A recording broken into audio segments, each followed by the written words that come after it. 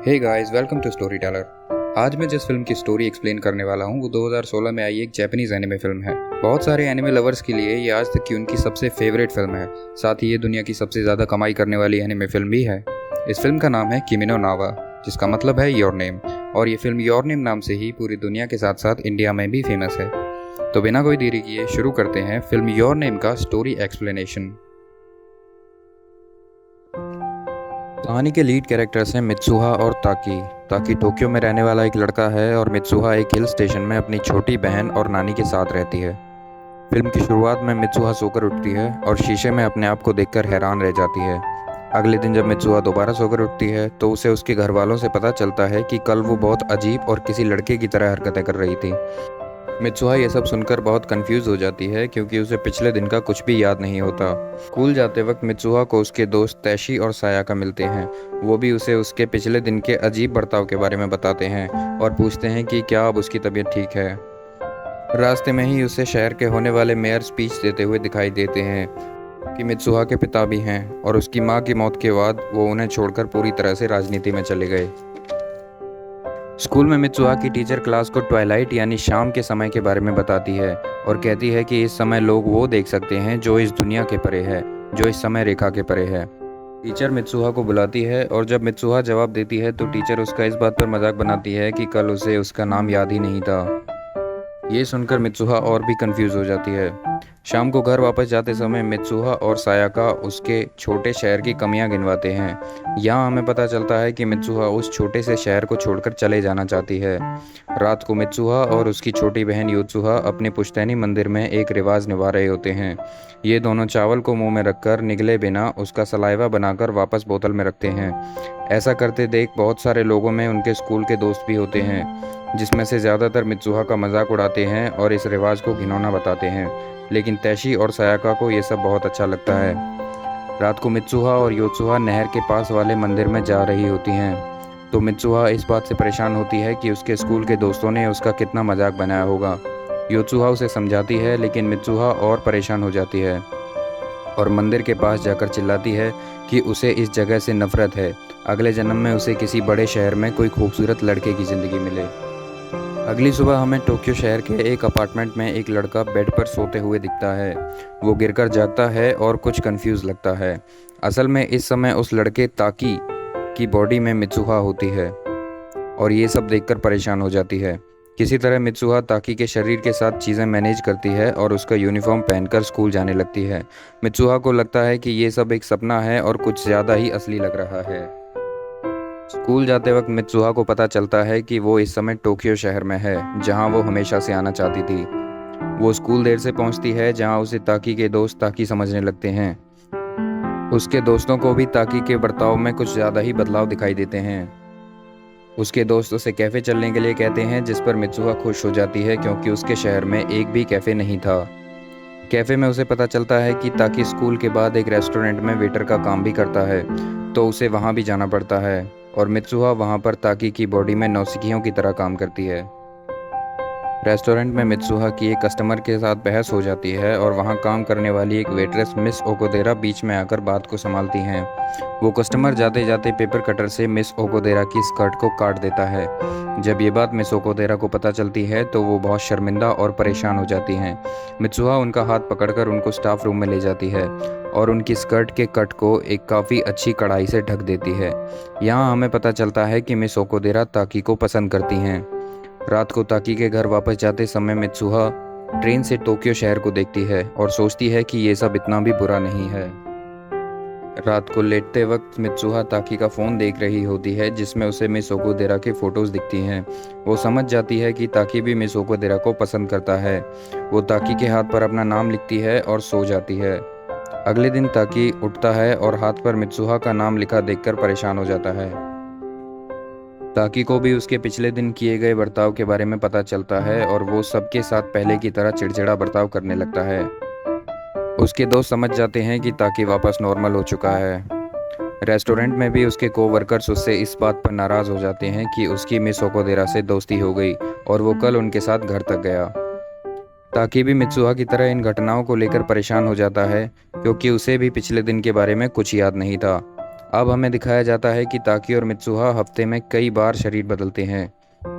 आखिरकार वे दोनों भी इस बात को समझ जाते हैं। उन्हें वैसे तो जागने के बाद कुछ भी ठीक से याद नहीं रहता, लेकिन उनके आसपास हुए बदलावों से उन्हें पता चलता रहता है कि उन दोनों ने कब कब शरीर बदले। इसलिए वे दोनों एक दूसरे के फ़ोन में नोट्स छोड़ते हैं, ये बताने के लिए कि एक दूसरे के शरीर में रहकर उन्होंने क्या क्या किया। ये सब चलते हुए काफ़ी दिन बीत जाते हैं। फिर एक दिन ताकी मित्सुहा के शरीर में जागता है और उसे पता चलता है कि आज मित्सुहा, यूत्सुहा और उनकी नानी पहाड़ पर अपने एक देवता के मंदिर में जाने वाले हैं। मंदिर जाते हुए रास्ते में नानी यूत्सुहा और ताकी, जो मित्सुहा के शरीर में है, उनको बताती हैं कि वो मंदिर क्यों जा रहे हैं। वो लोग उनकी रस्म से बनाए हुए चावल के सलाइवा, जिसे उनकी भाषा में मुसुबी कहा गया है, को अपने देवता की कब्र के पास रखने जा रहे हैं। वो बताती हैं कि मुसुबी अपने देवता को देने से उनके शरीर का एक हिस्सा हमेशा जिंदा रहता है। वो उन्हें अपनी बुनाई के काम के बारे में भी बताती हैं और कहती हैं कि इन धागों में समय रेखा को पलटने की ताकत है। मंदिर से बाहर आकर योत्सुहा ताकी को पहाड़ के ऊपर से इतोमोरी शहर की खूबसूरती देखने के लिए कहती है और कहती है कि शायद हमें वो कॉमेट भी नज़र आ जाए जो कुछ ही दिनों में वहाँ से गुजरेगा। ताकी ये सब सुनकर हैरान खड़ा रहता है। तभी मित्सुहा की नानी वहाँ आकर ताकी से कहती हैं कि मित्सुहा, क्या तुम अब भी कोई सपना देख रही हो? इसके बाद हम देखते हैं कि ताकी अपने घर पर झटके से नींद से उठता है और उसकी आंखों में आंसू होते हैं, पर वो समझ नहीं पाता कि ऐसा क्यों हुआ। फ़ोन देखकर उसे पता चलता है कि मित्सुहा ने आज मिस ओकोदेरा के साथ उसकी डेट फिक्स कर दी है और वो लेट हो गया है। ताकी भागते हुए मिस ओकोदेरा के पास पहुंचता है और वो बहुत ही नर्वस होता है, क्योंकि इससे पहले वो कभी किसी डेट पर नहीं गया होता। वो दोनों कई जगह घूमते हैं, लेकिन ताकी मिस ओकोदेरा के साथ सही से बात नहीं कर पाता और उनकी डेट बिल्कुल भी अच्छी नहीं जाती। डेट ख़त्म होते होते मिस ओकोदेरा ताकी से कहती हैं कि वो आज वो नहीं बल्कि कोई और ही है, और चली जाती है। ताकि इस शर्मनाक डेट के बारे में मित्सुहा को बताने के लिए उसका नंबर डायल करता है, जो मित्सुहा ने डेट के बाद सब जानने के लिए ही छोड़ा था। अगले सीन में हम देखते हैं कि मित्सुहा का फ़ोन बजता है। उनके दूसरी तरफ से तैशी और सायाका उसे कॉमेट देखने के लिए होने वाले फेस्टिवल में बुला रहे होते हैं। मित्सुहा जापानीज ट्रेडिशनल ड्रेस पहनकर वहां जाती है तो उसके दोस्त उसे देखकर हैरान रह जाते हैं, क्योंकि उसने अपने बाल बहुत ही छोटे कर लिए थे। तभी वो कॉमेट आसमान में दिखाई देने लगता है। मित्सुहा और उसके दोस्त कॉमेट को देखने के लिए खुले मैदान की तरफ भागते हैं। दूसरी तरफ ताकी अब भी मित्सुहा को फ़ोन लगाने की कोशिश कर रहा होता है, लेकिन मित्सुहा का दिया हुआ नंबर इनवैलिड होता है। उसके बाद कई हफ्ते बीत जाते हैं, लेकिन ताकी कभी भी मित्सुहा के साथ शरीर नहीं बदलता। अब वो बहुत परेशान रहने लगा है और उसका किसी भी काम में मन नहीं लगता, और वो बस मित्सुहा के साथ अपने शरीर बदलने की बातों को ही याद करने की कोशिश करता रहता है, जो कि अब सिर्फ कुछ धुंधली यादें हैं। ताकि मित्सुहा के शहर इतोमोरी की तस्वीरें बनाने की कोशिश करता रहता है और एक तस्वीर पूरे शहर की बना भी लेता है। फिर एक दिन ताकि वो सारी तस्वीरें लेकर मित्सुहा के शहर को ढूंढने निकल पड़ता है, क्योंकि उसे उसके शहर का नाम भी याद नहीं होता। रास्ते में ताकी का दोस्त और मिस ओकोदेरा उसके साथ मित्सुहा को ढूंढने के लिए जाते हैं, क्योंकि उन्हें ताकी के कुछ दिनों पहले के बर्ताव के कारण उसकी चिंता होती है।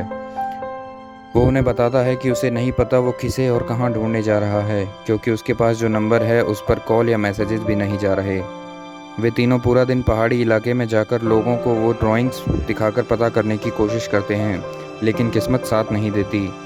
हार मानकर जब वो लोग शाम को टोक्यो वापस जाने से पहले एक कैफ़े में बैठे होते हैं, तो वहाँ का ओनर ड्राइंग देख लेता है और उनको बताता है कि ये इतोमोरी शहर की तस्वीर है। ताकी को भी याद आता है कि इतोमोरी शहर का नाम उसने पहले सुना है।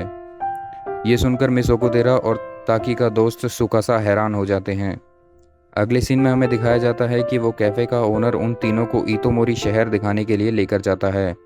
वहाँ की हालत देखकर सब लोग बहुत परेशान हो जाते हैं और ताकी की हैरानी का तो कोई ठिकाना ही नहीं होता। जिस नहर के चारों तरफ शहर बसा था वह उजड़ी पड़ी है। पूरा शहर खंडहर बन चुका है और अब वहाँ कोई नहीं रहता। सुकासा ताकी को बताता है कि 3 साल पहले जो कॉमेट यहाँ गिरा था उसने पूरे शहर को बर्बाद कर दिया और सब लोग मारे गए। ताकी को ये सुनकर बहुत धक्का लगता है। ताकी इस बात पर बिल्कुल विश्वास नहीं कर पाता और तुरंत फ़ोन निकालकर मित्सुहा के छोड़े हुए नोट्स देखता है। नोट्स उसकी आंखों के सामने एक एक करके गायब हो जाते हैं। ताकी की आंखों से आंसू बहने लगते हैं। वो तीनों उसके बाद पास के शहर के एक लाइब्रेरी में जाकर 3 साल पहले हुए हादसे के बारे में जानकारी इकट्ठा करने की कोशिश करने लगते हैं। वहाँ उन्हें पता चलता है कि तियामत धूमकेतु जो 1200 सालों में एक बार दिखता है, 3 साल पहले वो पृथ्वी के ज़्यादा ही करीब आ गया और उसका एक टुकड़ा टूटकर इतोमोरी शहर पर जा गिरा, जिससे शहर की आधी से ज़्यादा आबादी खत्म हो गई। ताकि मरे हुए लोगों की लिस्ट देखता है और उसमें उसे तैशी, सायाका, योत्सुहा, मित्सुहा और उसके परिवार के नाम दिखाई देते हैं। वो ये सब देखकर पागल सा हो जाता है और कहता है, अभी 2-3 हफ्ते ही पहले तो मेरी उससे बात हुई है। सुकासा उसे बताता है कि 3 साल पहले की ये खबर सुर्खियों में थी, तुमने कैसे नहीं सुनी। रात को वो तीनों टोक्यो वापस नहीं जा पाते और एक होटल में एक कमरा लेकर वहीं रुकते हैं। ताकि पागलों की तरह अब भी उन खबरों को खंगालने में लगा होता है। तभी मिस ओकुदेरा उसके पास आकर बैठती हैं और सिलाई और बुनाई की एक किताब को पढ़ते हुए उससे कहती हैं कि तुमने अपने हाथ में जो रिबन बांधा है वो भी हाथ से बुना हुआ है। ये सुनकर ताकी को याद आता है कि सिलाई और बुनाई करने वाली एक इंसान ने उसे कुछ बताया था और ताकी को ये याद नहीं होता कि उसे ये रिबन किसने और कब दिया था। वो बस इसे अपना गुड लक समझकर पहन लेता है। ताकि मैप खोलता है और कोई चीज़ ढूंढने लगता है। अगली सुबह ताकि वहाँ एक लेटर छोड़कर मिस ओकोदेरा और सुकासा को टोक्यो वापस जाने के लिए लिखकर चला जाता है। ताकि इतोमोरी के पास वाले पहाड़ पर जा पहुँचता है। थोड़ी देर चलने के बाद ताकि उस देवता की कब्र पर पहुँच जाता है जहाँ वो मित्सुहा के शरीर में उसकी बहन और नानी के साथ आया था। देवता की कब्र देखकर ताकी को बहुत सुकून मिलता है और वो ये जानकर बहुत खुश हो जाता है कि वो सब कोई सपना नहीं था। ताकि कब्र के अंदर जाता है और वहाँ पर रखे मुसूबी को देखता है जो मित्सुहा और योत्सुहा का था। ताकि खुद से सवाल करता है कि क्या समय रेखा को वाकई में पलटा जा सकता है, और मित्सुहा के मुसूबी को पी जाता है। अब ताकि को वो सारी घटनाएं जो 3 साल पहले हुई थी साफ साफ नजर आने लगती हैं और वो समझ जाता है कि जब वो मित्सुहा के साथ शरीर बदलता था तब वो 3 साल पहले की मित्सुहा के शरीर में जाना था। यानी वो दोनों शरीर बदलने के साथ साथ टाइम ट्रेवल भी करते थे, ताकि पास्ट में और मित्सुहा 3 साल आगे फ्यूचर में।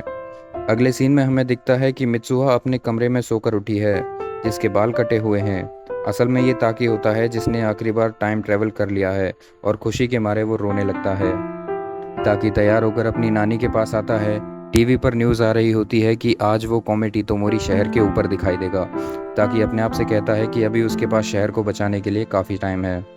मित्सुहा की नानी उसे देखकर समझ जाती हैं कि वो मित्सुहा नहीं है।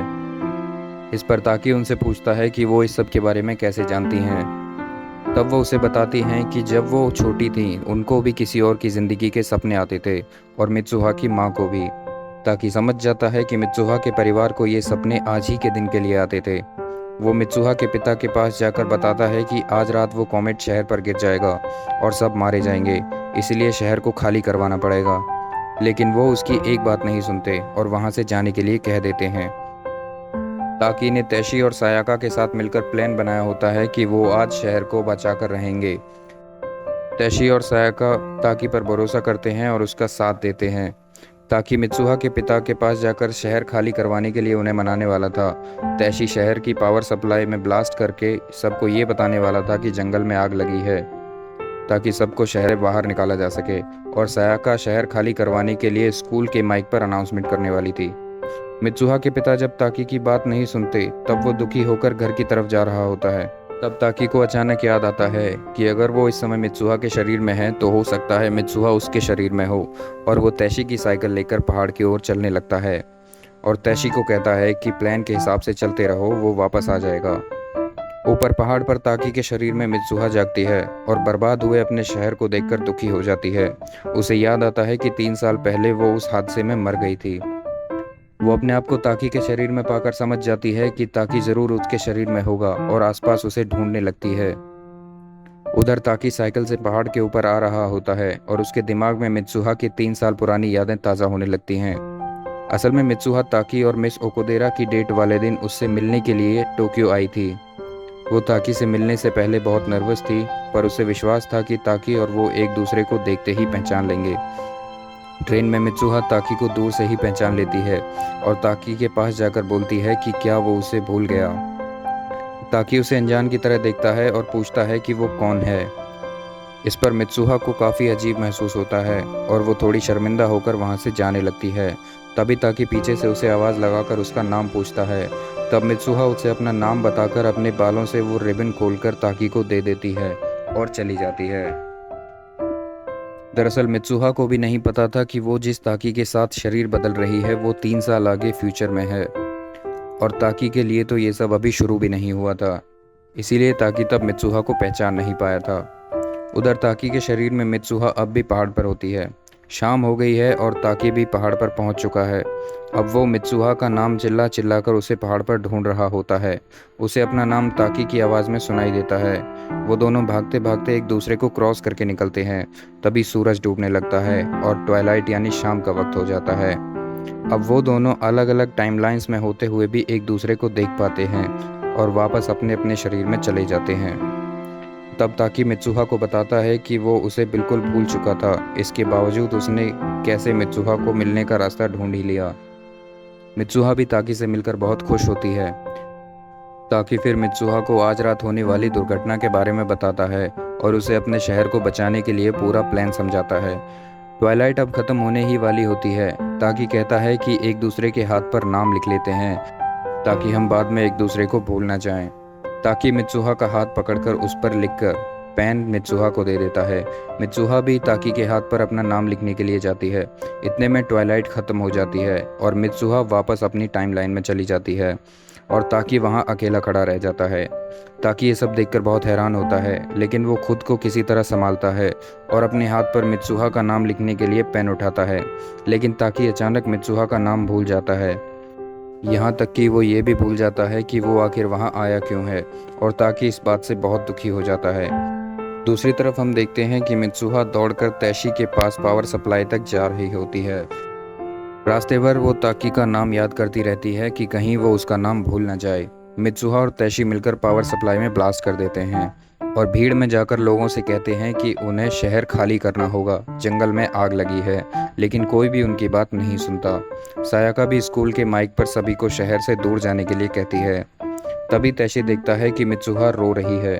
पूछने पर वो बताती है कि उसे उसका नाम याद नहीं आ रहा। अभी वो उससे मिलकर आई है और उसका नाम भूल गई। तैशी कुछ भी समझ नहीं पाता और मित्सुहा से कहता है कि अभी शहर को बचाने का वक्त है, जाकर अपने पापा से बात करो, तुम उनकी बेटी हो, वो तुम्हारी बात ज़रूर मानेंगे। इतने में मेयर के लोग आकर सायाका को स्कूल से ले जाते हैं और मित्सुहा भागते हुए अपने पिता के ऑफिस जाने लगती है। रास्ते में वो पूरी ताकत से ताकि का नाम याद करने की कोशिश करती है, लेकिन उसे याद नहीं आता। वो टकराकर सड़क पर गिर जाती है और उसका ध्यान अपने हाथ की तरफ जाता है। वो हाथ खोलकर देखती है तो वहाँ ताकि के नाम की जगह आई लव यू लिखा होता है, जो ताकि ने मित्सुहा के लिए लिखा था। मित्सुहा को इससे ताकि का नाम तो याद नहीं आता, लेकिन वो उसे पढ़कर बहुत ही खुश हो जाती है और उसकी आंखों से आंसू आने लगते हैं। उधर आसमान में कॉमेट टूट चुका होता है और ज़मीन की तरफ आ रहा होता है। मित्सुहा अपने पिता के ऑफिस पहुंच जाती है, जहां उसे उसकी बहन और नानी पहले से मिलते हैं। इसके बाद हमें दिखाया जाता है कि कॉमेट शहर पर गिर चुका है और शहर पूरा बर्बाद हो गया है, जिसके बाद स्क्रीन ब्लैंक हो जाती है। अब कहानी 5 साल बाद टोक्यो शहर में चलती है, जहां हम देखते हैं कि ताकि कई जगह जॉब इंटरव्यूज़ देता है, लेकिन उसकी किस्मत कहीं पर भी साथ नहीं देती। शाम को मिसोको देरा ताकि से मिलने आती हैं और वो दोनों 5 साल पहले की बातों को याद करने लगते हैं। ताकि उनसे कहता है कि पता नहीं उसे तब उस कॉमेट वाली घटना में इतनी दिलचस्पी क्यों थी।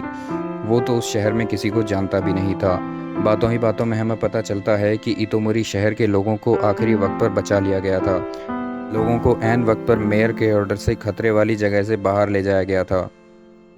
शहर तो पूरी तरह बर्बाद हो गया, लेकिन किसी की भी जान नहीं गई।